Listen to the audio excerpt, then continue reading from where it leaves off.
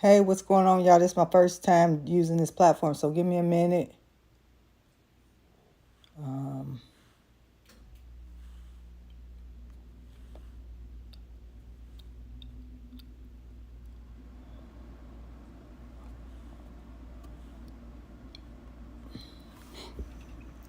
Let me see.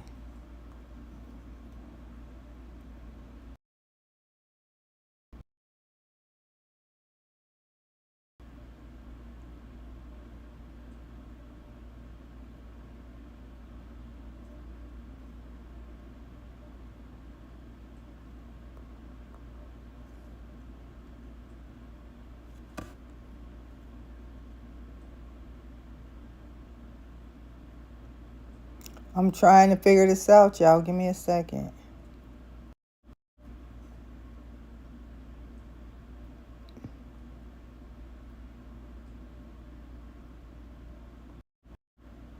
Here we go. Hey, I am in business. I'm feeling good about myself.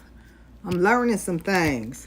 So, first and foremost, thank. Hold on, let me see. So, one of the reasons why I'm coming online is because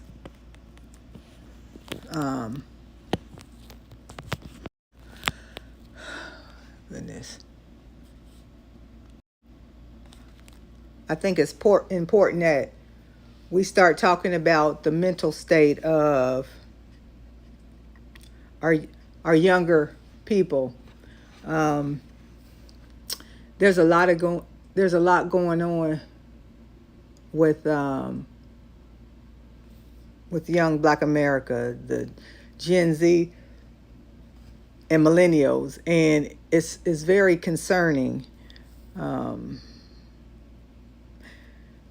I attended a couple lives that focused on Carly's fiasco that occurred recently out of Hoover, Alabama, putting the whole country in a panic because they thought, she disappeared. And the sessions that I attended were people within the culture was expressing themselves and their frustrations with Carly's behavior. Is notable and is understandable because you don't put people in situations like that and not have a conscious mind to understand the severity of your actions. And it seems at this point that Carly isn't taking any accountability for her behavior. So I'm trying to understand where that accountability will be. This is my first time on this streaming service, so whoever just popped on, if you get a chance, please put in the comments if you can hear me. But I wanted to explore the mental state of young Black America because there's a major issue and a major gap with the level of maturity, mental healthiness, in addition to accountability. Carly Russell put out an elaborate scheme that swept across the entire nation to find out that allegedly, based off of the report and the information that the police and the mayor put out, story isn't adding up and they don't have any evidence or facts to back up her allegations. People call her a liar, which if it deems to be true, which I believe, her story isn't factual but fabricated.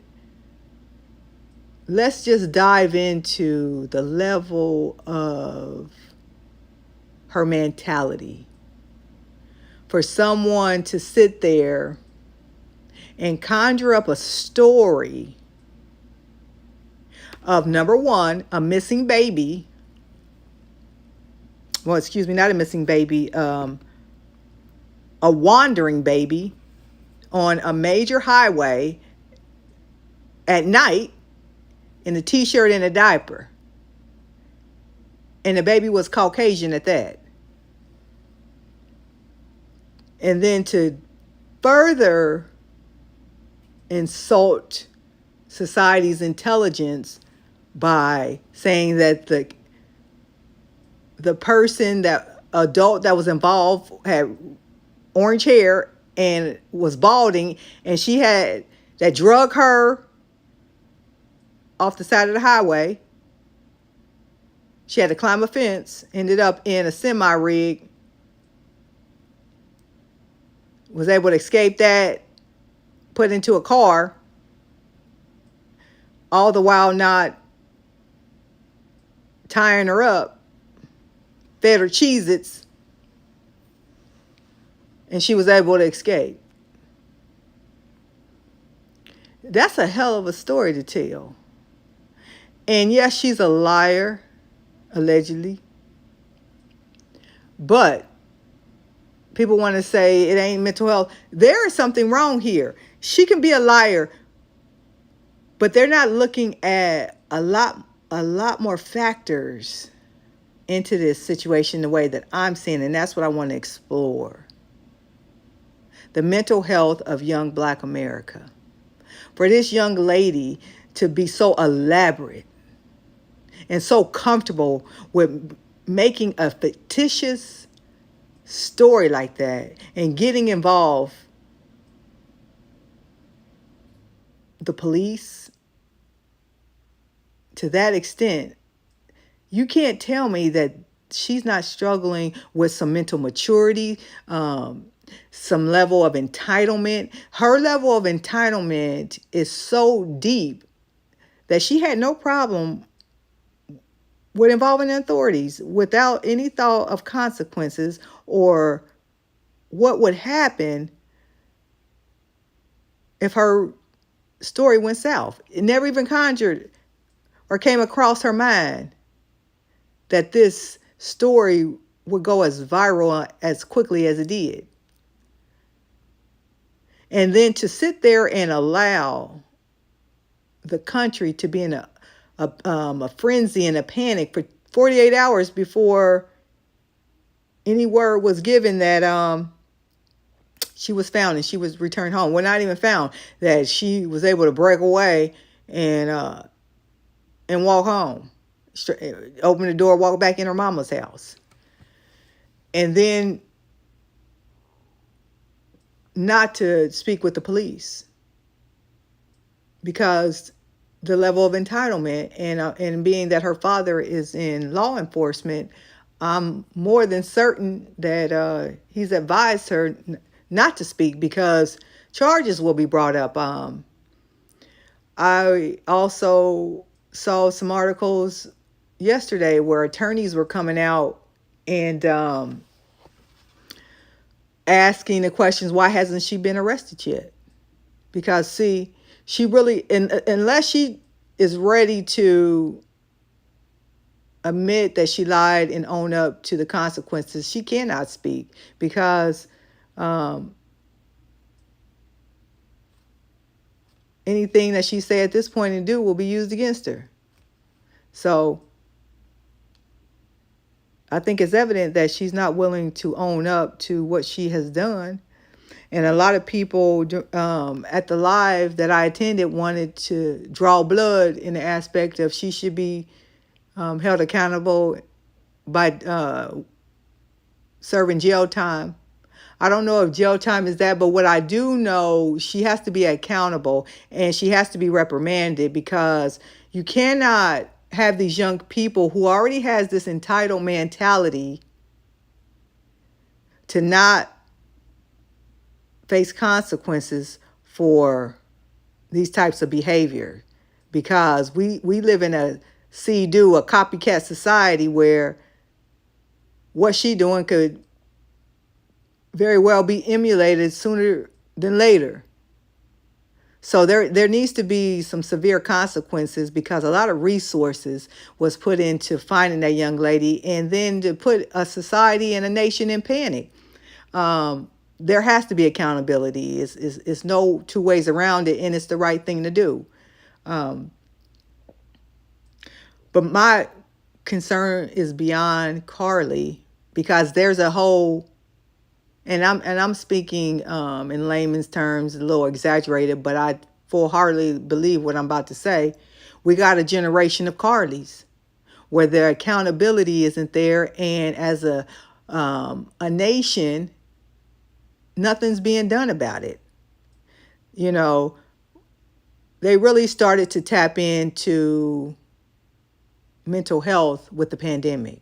I started speaking up and speaking out about mental health in July 2019. At that time, I didn't know anybody that was talking about it, not personally, and not on a large platform that celebrity wise. I didn't know anybody.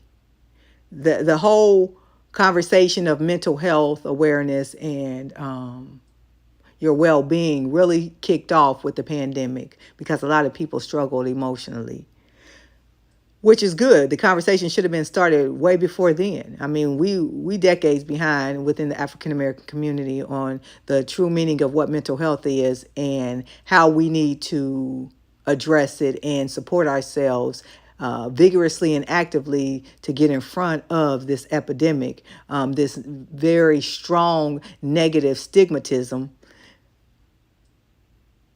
Conversation's been started, but ain't nobody doing nothing. And it is my hope and my belief that podcasts and platforms like mine that speak up and speak out about mental health awareness within the minority and African American community can grow to the extent to where we can reach and develop programs and interact within our communities and educate, provide resources. And that's the beautiful thing about social media, when you use it positively and productively, and when it grows, doors and opportunities open to where you really can reach out and help others. And that's the ultimate goal here. So I know that it's needed and necessary for communities to have better resources and support systems to help families of these young adults and young children that are having these emotional and mental challenges. And what's unfortunate is that not enough people are taking it seriously. We still have a long way to go within the African American community in regards to breaking down that negative stigma and embracing I'm struggling emotionally with issues and situations that I'm not knowledge or skilled to address properly, and that I need assistance, and how do I get it? And it's not enough of that out there, and we have to get past toughen up, shake it off, nothing wrong with you mentality, and accept that sometimes it's not a matter of toughening up. It's not a matter of shaking it off. It's a matter of I'm struggling and I'm not okay. And I need some help. And I need it today. I know back when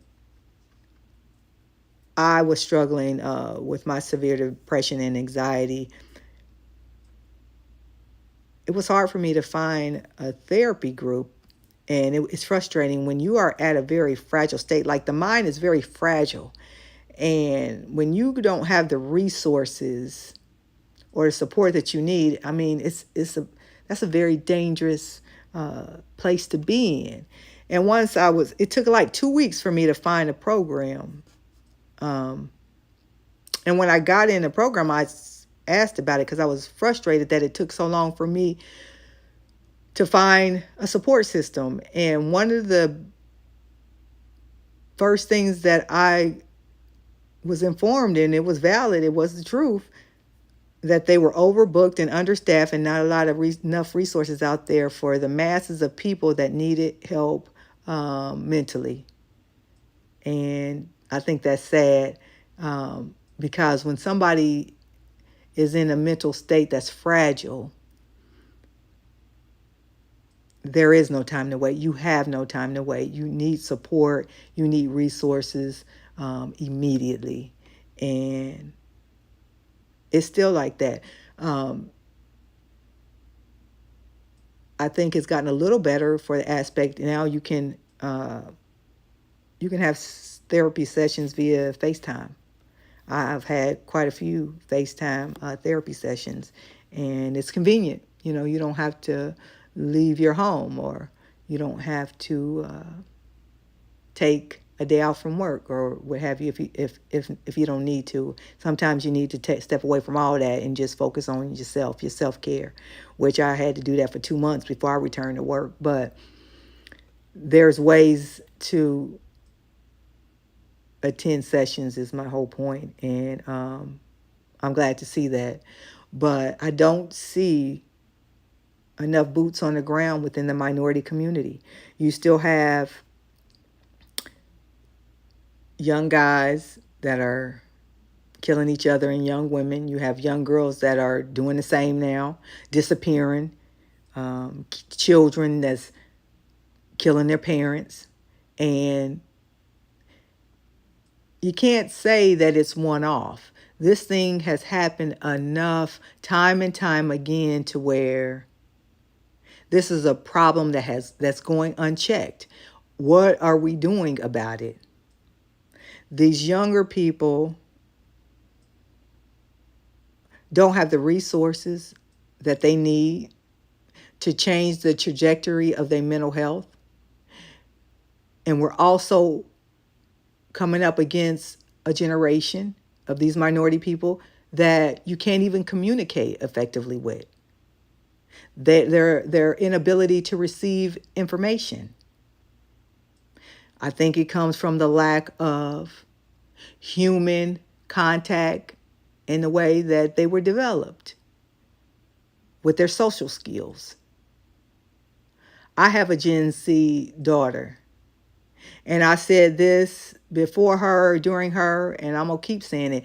The mentality and the level of respect and interaction with the younger generations is a far cry from my generation, which is a Gen X. I'm in my late 40s.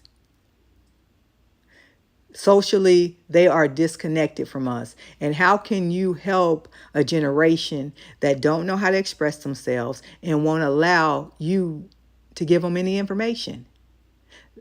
That's a very, very fragile and dangerous generation of people that will be desensitized and very low to no conscience.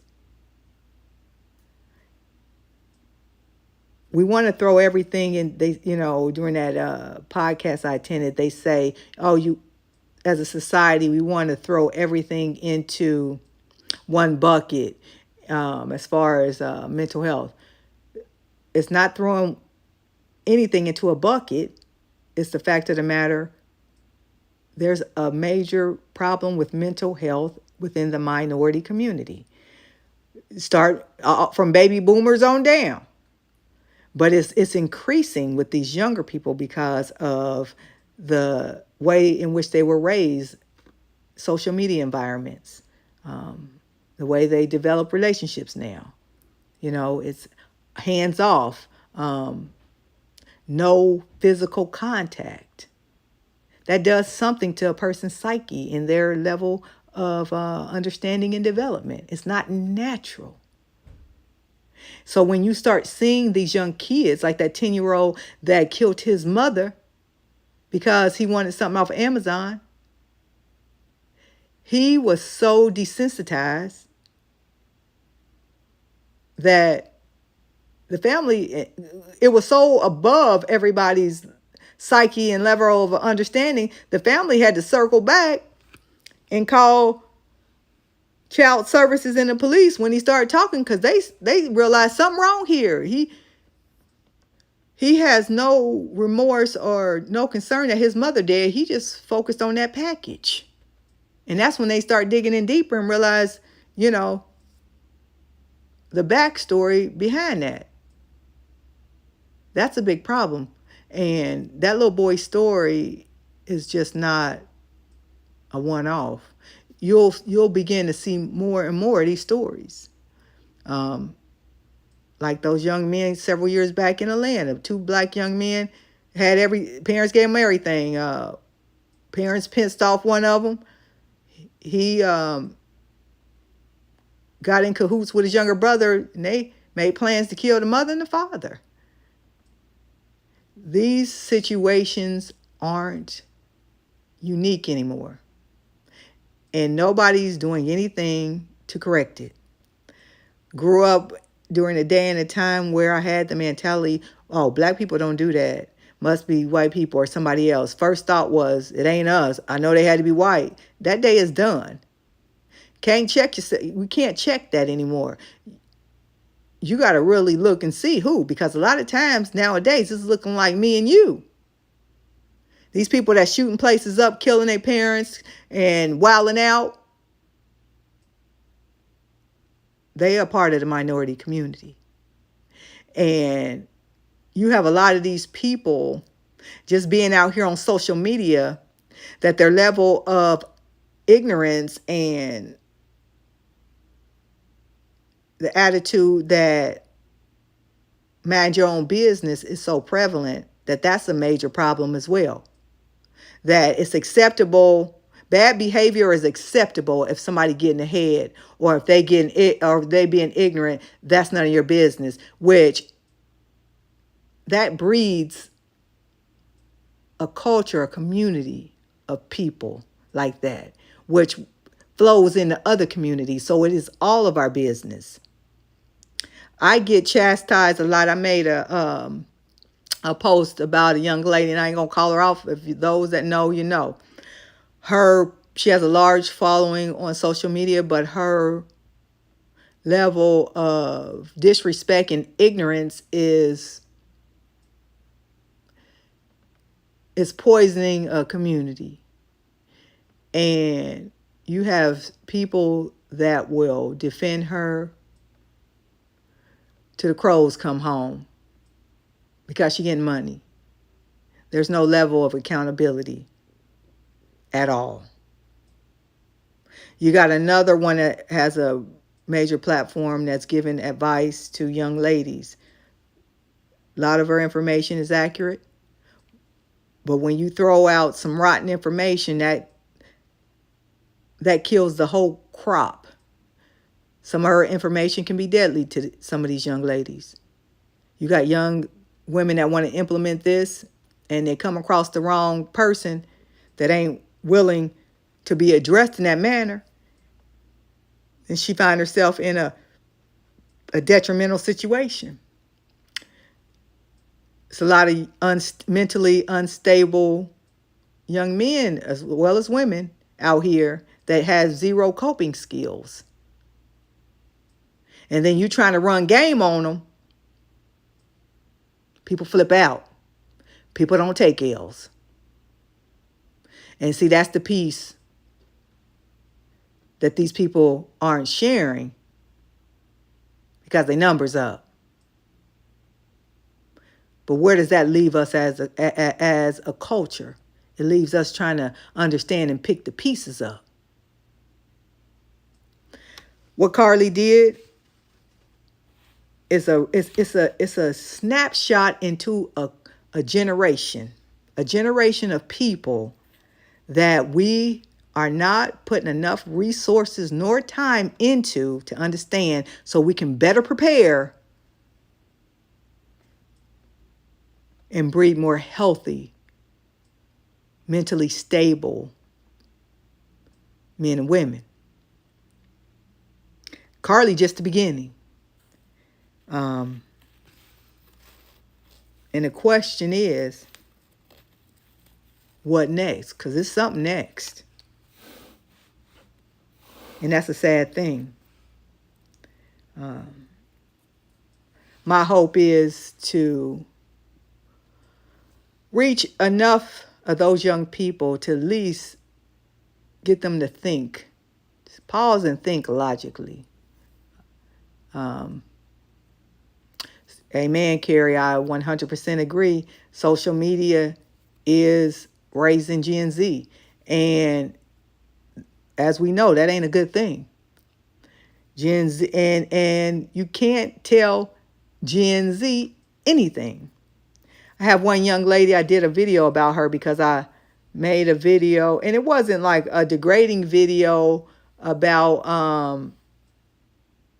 the lady that she follows. It's just making a point, giving another perspective to look at.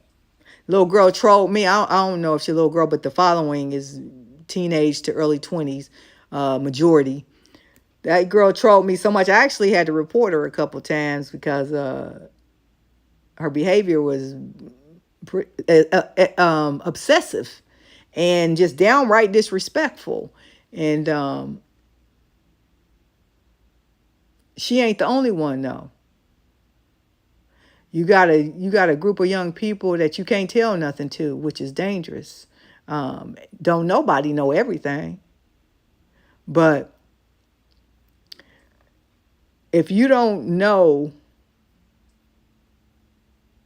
a lot of these young people, I invite you to at least become aware of the statistics, the challenges.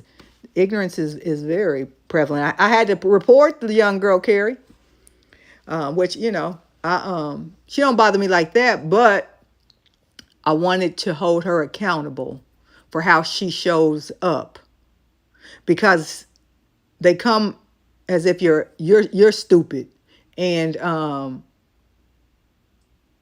you don't know nothing. Now these people, they only been here half of your life. I done been here 20 more years than you, but I don't know nothing. And you a professor, but no accountability. So, and very disrespectful. But she was an example of a generation. And a lot of these younger people don't know what accountability are, and work ethic, ownership, responsibility. And that's why they have the mentality that right now, if they want it, it's here and now. It ain't no working and earning nothing.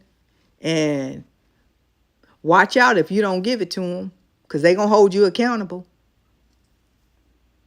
And that's a dangerous mentality. We have to take a step back and reassess of a way we can support these younger people, because it is out of hand. And when they hit a wall, they don't have any coping skills. That's why the suicide rate within that generation is so great. That's why lashing out, no coping skills. Parents have broke their necks to try to provide everything that they feel their child want and need, and that's where they go wrong. You make a lot more productive people, better citizens, when you give them some ownership of their fate and their progression in life. If you give me everything, why would I work for anything? And that's what we're dealing with. A lot of these young kids with this social media, everybody wearing Gucci, Louis. Everybody got to have the best of the best. It ain't even on like the average best. The best of the best, celebrity best. And it's not a reality, because the best of the best is the 1%ers. The majority of the world isn't the 1%ers. So you got the majority wanting everything, but the majority that don't have anything. That's a problem. That's when you start getting all this craziness. And it's sad.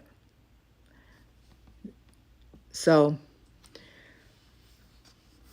I'm curious to see what's going to happen with Miss Carly, because she has to be accountable. And although I know her father is navigating and giving her direction, at some point she has to come forth and address the mess. And it's a lot of mess that she's caused. I had spoke about a little earlier, and I'm gonna say it again. If you're not familiar with $1 Million Worth of Game podcast, Wallow 267 and Gilly the Kid, they do a lot of great things in Philly, not too far from me. Focus on a young black male, getting him out the streets, or if you're a rapper or an athlete that's made it, just trying to support them with educating them to, do well with their fortune and be productive citizens within their communities, and trying to support them to be healthy young men that grow into productive, long-living men. They've done a lot of great things. Gilly's son was killed last night in the streets of Philly, where they from. And I just think it's unfortunate that happened, being that those brothers, they in their 40s, did a lot of things to support the young black community. So definitely got prayers up for them, because that's a hard pill to swallow. And I was watching actually The Breakfast Club a little earlier, and Charlamagne the God, like he said, Charlamagne is 45, and he said in his whole life, because actually Gilly and Wallow was supposed to co-host on The Breakfast Club this morning, and they got that call early this morning that, Gilly's son was killed. Within his 45 years of life, parents have always been burying their children. Parents shouldn't have to bury their children, but that's the truth. Nowadays, you don't hear children burying their parents as much as you do parents burying their children. And that's the reality in the society that we live in. And I've said it before, and I'm just going to keep saying it. Everything stems back to your mental health, your mental well-being.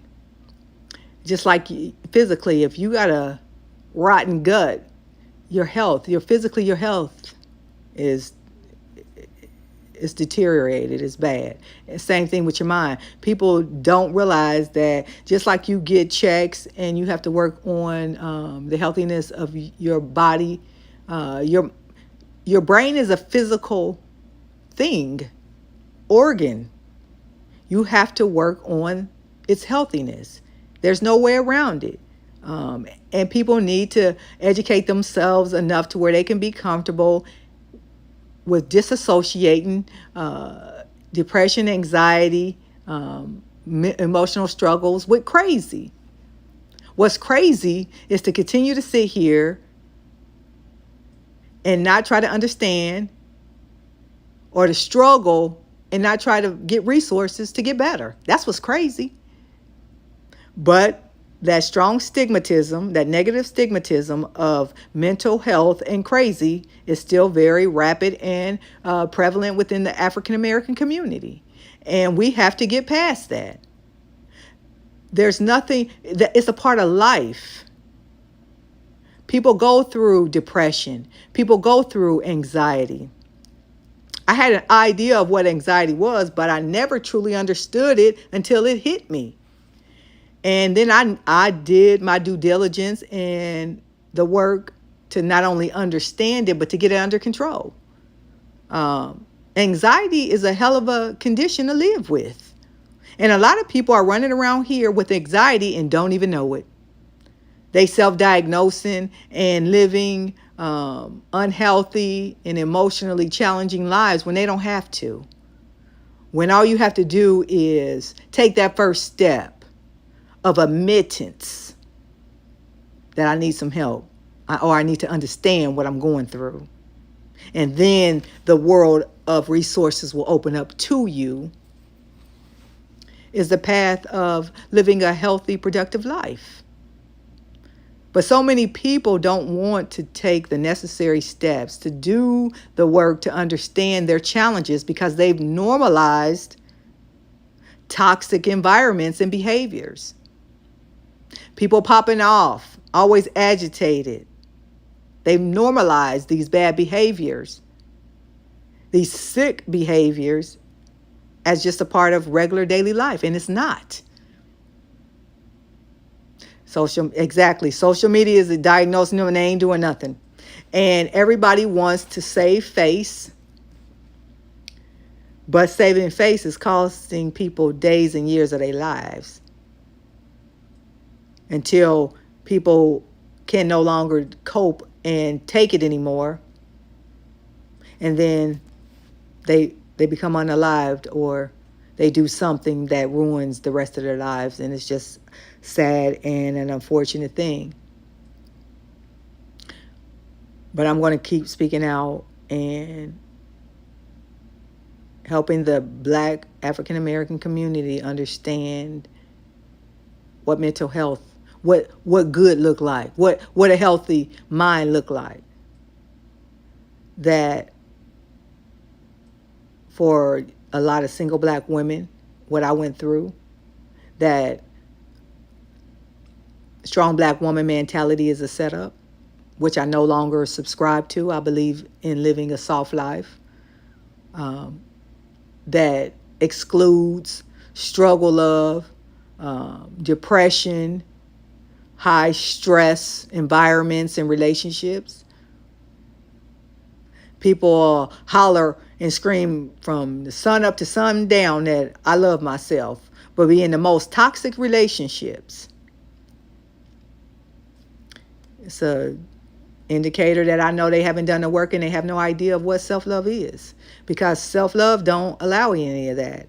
And when I started on my journey and I was in my 40s, of understanding what self-love looked like, it begins very ugly. See, people so quick to say, oh, I love myself. We're not born with self-love. Self-love is a learned behavior. It's something you have to intentionally seek to understand and do the work from within. It's a journey alone to achieve the rewards of self-love. And I am a testimony to say that the journey to self-love begins very ugly, because it's unraveling and it's unveiling a lot of truths about yourself. And you got to go way back from the beginning and work your way forward. Self-love and self-care has more to do about you than it does with others. See, people will associate that with other people and their experiences with other people. No, it begins with you. With you telling your truths, with the lies that you've told yourself for many years, and being honest. A lot of people have not done that or don't understand that. And that's when I see, when people think it's cute and it's sophisticated to use all these pretty words, you look at their environment, you look at their behavior, and instantly I see they have still no idea. They're out here playing. But it's sad because life is nothing to play with. And it's so fragile and it's so precious and it's a gift. And when you don't get to the point to where, like Oprah and Maya Angelou said, when you know better, you do better,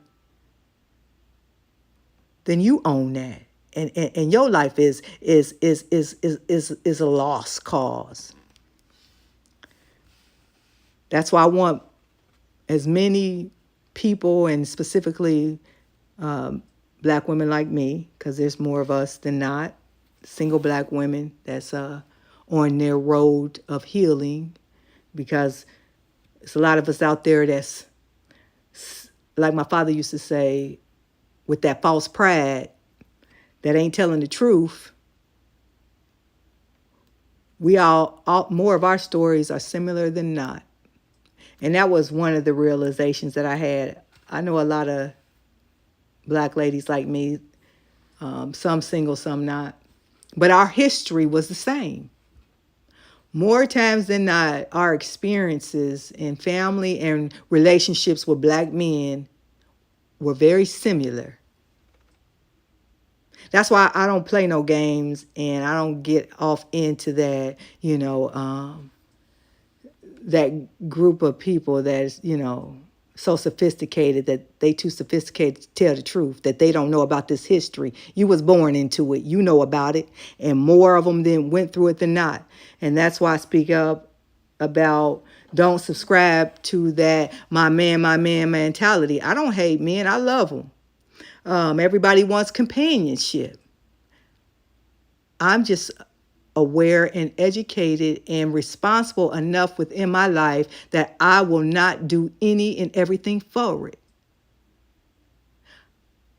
I know how to be by myself if that is what it is, and to have love and peace within me. See, people got to do that work to get there. I went through that stage in my life where I was always on the go, always interacting with people, never sitting down and alone. Didn't want to deal with myself. Thought I had a lot going on, and I didn't have nothing going on. One shit going on, but running from real life. I was doing my day-to-day, but emotionally, it was a mass that was hurting and dying slowly. And there's more people like that than not. And it's time to put a stop to it. Because we deserve to live happy, healthy lives. We deserve to know what a soft life that doesn't consist of struggle, love, depression, anxiety, and high stressors that is killing us from heart disease. We need to understand and live a soft life because we deserve it. But you got to want it. See, I wanted a different experience. I had the same experience my whole life. I can remember having it as a child. That work is work, but it's necessary. It's very much, and cake been baked. It's a lot of damn work, excuse my French. A lot. But the rewards on the other side of it. And that's just a beautiful thing. And my heart gets sensitive, and then I get a burst of joy because I look at who I was before I did that work and how much I did not know.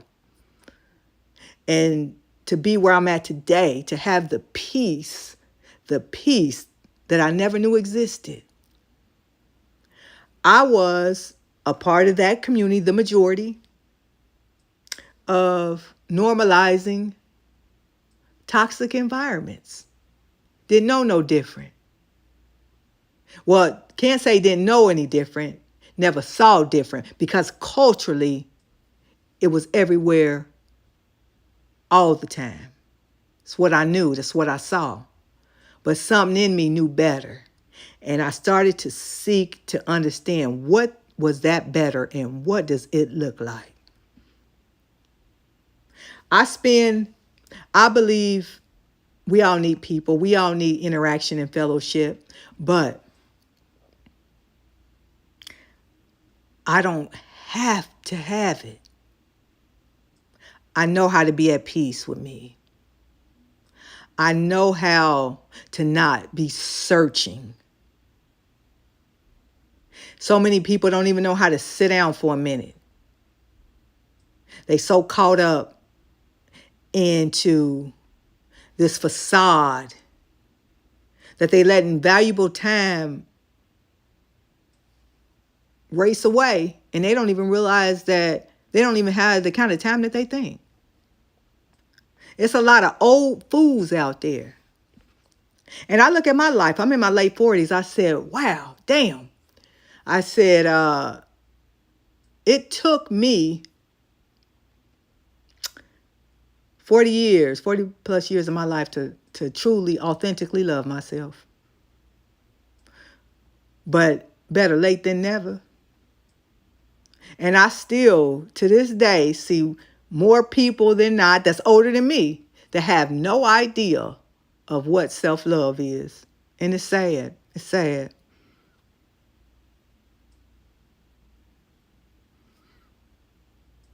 But you got to start somewhere. You got to start somewhere. And I just think it's a beautiful thing with the majority African American middle aged women that have joined me that comment and share their authentic selves and encourage me that I know my presence as well as your presence is needed more and more to show up in this world authentically because we need one another. We need healing. We need support. Um, we need to break these generational levels of ignorance and become more educated and accountable. Carrie says, I've learned how to understand myself and be at peace with myself. Amen. Me too. Um, and it took a long time for me to get there, Carrie. I wasn't accountable in that way. I was one of those people that pushed all those feelings and emotions to the side and always stayed busy, always doing something, not sitting in silence and or just not constantly moving. When somebody is constantly moving, start to pay attention because ain't nothing that busy in this world where you can't sit down a minute. There's people and a lot of them start understand your environments. They always got to be doing something and they can't never be by themselves. That's the real thing. It's a real reality. And I think the more that you and others show up authentically, we might not can capture everybody, but we can help and support even if it's one lesson, one conversation at a time because it's important. Um, Especially when I see so many of these younger counterparts of African American women that they're desensitized and their level of self-respect and the person that they show up in the world is just opposite of who they have to be because like you said, Carrie, earlier, social media is raising these younger people and they're giving them the wrong information. And it does take a culture and a community to raise so collectively as these younger ladies, elders, I feel a certain commitment and obligation to speak out and then also to support my sister friends that's middle aged like myself, to understand and to grow gracefully within our ages and be mentors and supportive cohorts to one another, and also to support and be shoulders and listeners for our elders, for the baby boomers, because many of those women are facing different challenges, and collectively, we are our sisters' keepers.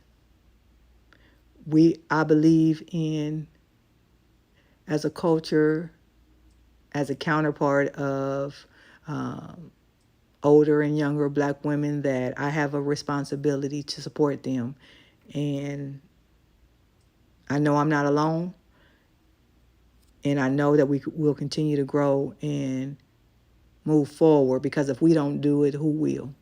The day of sitting back, waiting on someone else to address what impacts us is over.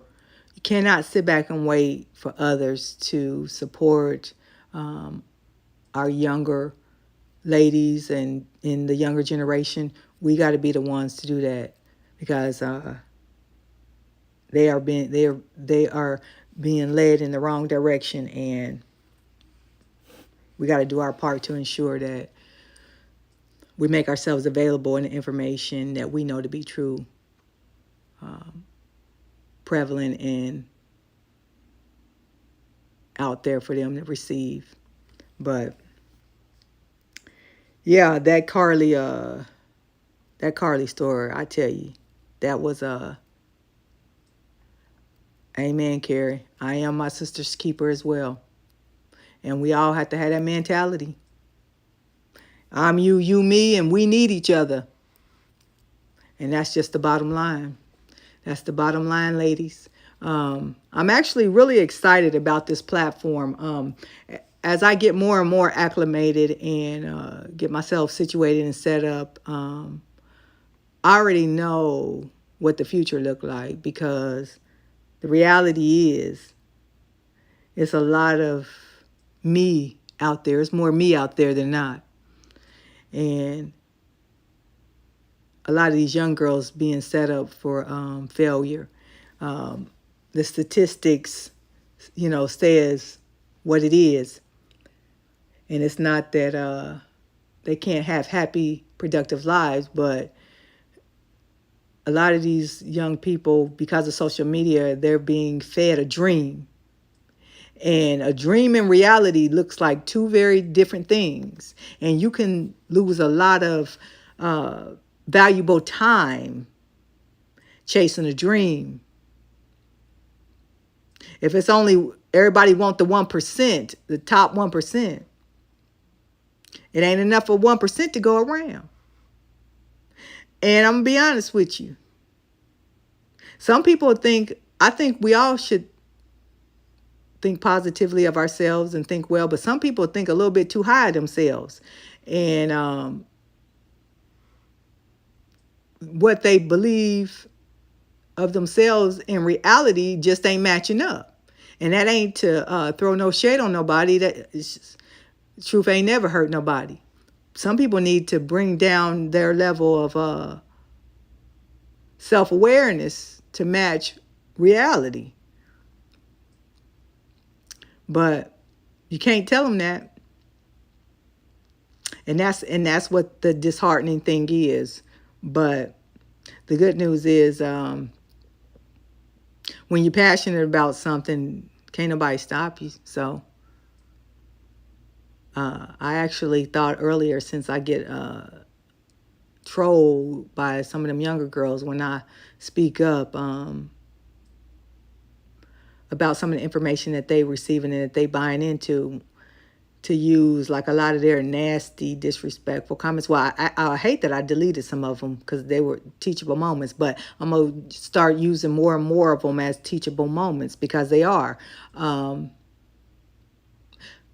I know where they at, because like many of you,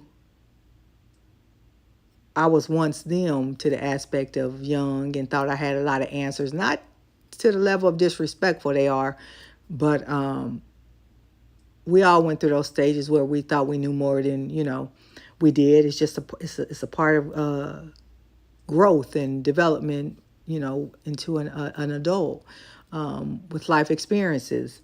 But to that point, I said I'm going to start using a lot of their teachable, their nasty or bizarre comments as teachable moments. And it might be some self-reflection. Sometimes when you take a step back and somebody throw your ignorance in your face, you can see clearly. Sometimes, some people, you can't touch them with a wooden spoon. They ain't going to see nothing. But you do have some people that once they step away, they can be a little more objective. And we'll see what happens, because I'm going to do more and more of that. Taking their negative comments and kind of doing videos and elaborating on my thoughts on their mentality or the impact of their ignorance, whatever it is.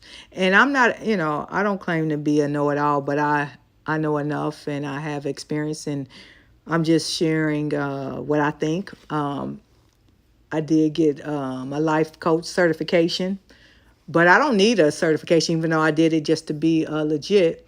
Life will teach you, and I didn't had enough life experiences within my personal life, and then managing people in corporate America for over 20 years. I've dealt with thousands of people and been responsible for thousands of people within 20 years.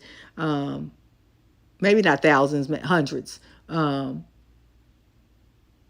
learn a lot because you didn't came across a lot, and you didn't seen a lot and done a lot. So life experiences is your best teacher, and I come with a lot of that experience. And what I come to find out, a lot of what you deem as being common sense is information a lot of people don't know. It's my pleasure, Carrie. I think it's my responsibility to share, and I think it's more of our responsibility. When you have something that the world can benefit from, you have a responsibility to share it. And I'm responsible for sharing information and insight that could better and benefit somebody else. So it's my honor, my pleasure, and responsibility to do that. But I've definitely gained a lot of knowledge from dealing with people and managing them. And the thing about managing people, you just don't manage them. You're their therapist, their support, their confidant, their judge and jury. You know, you hold a lot of hats, and I've held many hats. So I can say that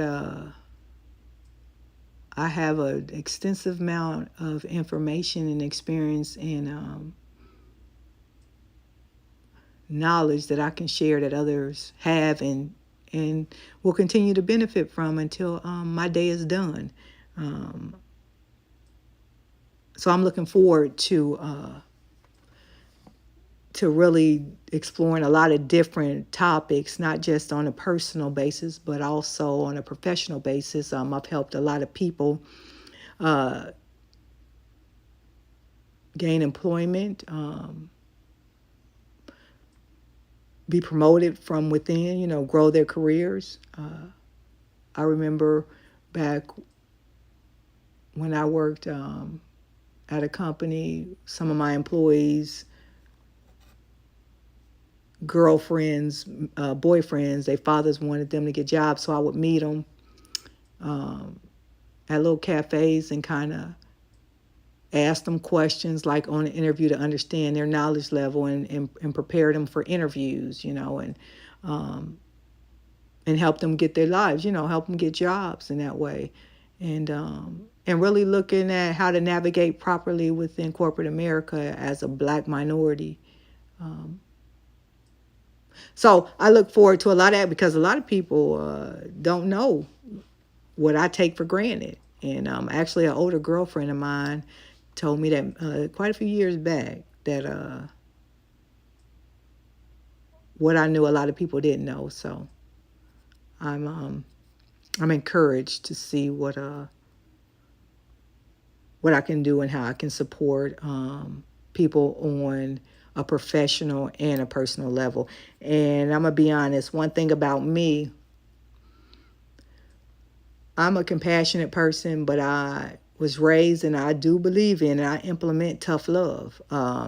At this stage in my life, I don't play with it. The truth is the truth. And not that I don't have compassion, but you know, you can coddle people and you can stagnate them. I believe in getting to the root cause and the truth and what does that path look like forward? Because like I say, and I mean that's just my phrase. We don't have time to play. Time in life is just too precious. So I take what's going on in today's times very seriously, and I'm glad y'all here, and I look forward to y'all joining me on this journey.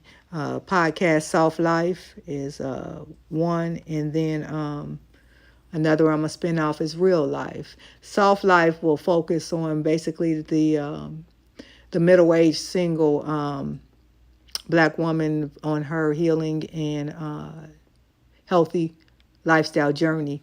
I know I'm going to start taking some day trips